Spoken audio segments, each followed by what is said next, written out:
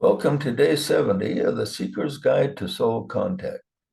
If you're enjoying these classes so far, give us a like and subscribe to us. You can also review past videos here or on our website at freeread.com. We also have thousands of free articles there to read. The theme for today is discovering illusion. There are many illusions in time and space. So it should be of no surprise that our lower mind is captivated by many of them. The problem begins with a feeling nature which causes great disturbances to the seeker who gives it too much heed.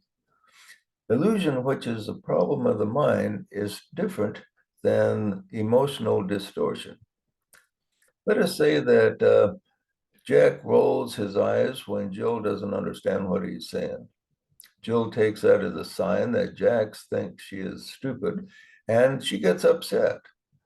In reality, Jack is not aware of any eye rolling, so Jill's emotional self took something fairly innocent and distorted it into a big problem. Whereas distortion comes from our emotional self, illusion comes from the mind and greatly affects our belief system. For example, let's suppose Ben attends a seminar and listens to a guru who claims to channel space aliens. The guy goes into a trance and describes what life is like on the planet Arbuckle circling around Sirius. These aliens claim to be close to God and have access to much more truth than we do. The guru gives out teachings from them on how to live our lives until the shift of the axis, which is supposed to come in 10 years. If the followers raise their vibrations, then the aliens will come and save them. Now, Ben's emotional self does not distort anything the guru says, but his mind is tricked by numerous illusions at play. Ben is tricked because his impressionable mind just accepts without breaking everything down and examining the teachings piece by piece. Here are questions he should ask himself. Is the guru just making up the channeled material, or is another being really speaking through him? Now, some channels are pretty impressive and speak with an entirely different voice and personality, as well as coming up with material that's beyond the guru's intelligence. Therefore, Ben may logically conclude that some type of intelligence beyond the guru's mind is coming up with the material. The next question is whether this entity speaking through the guru is who he says he is. This is where the illusion often manifests in a situation like this.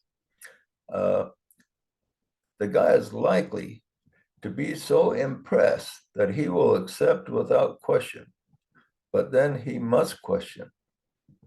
On the other end of the belief spectrum, one may automatically assume the channeled entity is a demon, or maybe the devil himself. Making this assumption is also illusionary and caused by his religious programming.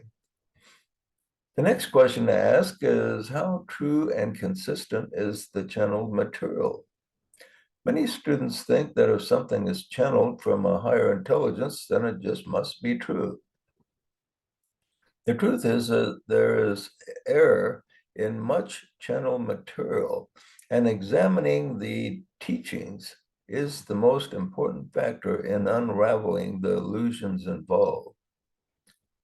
People like Ben must use his common sense and reasoning powers, and as much as possible run the teachings by his own soul.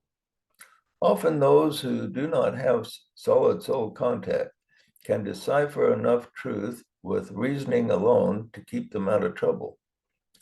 The space alien idea is easy to dismiss, but the truth is that most people encounter illusions just as far-fetched in normal life. Such illusions may come from a teacher of a popular religion, a salesman, a too good to be true business investment, a politician promising us the moon, And even a person of romantic interest can be deceptive.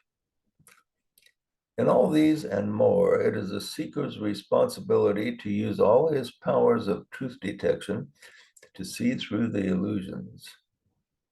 The assignment today is to again examine your life and recall incidents where you have been tricked because of illusions not seen correctly. Have you ever lost money in a scam? Ever been deceived by a lover? Ever fell for a teaching or prediction that was discovered to be false? Ask yourself how you discovered the truth behind the illusion. Did you learn from experience so that you cannot be tricked in the same way again? Now examine your current life and beliefs.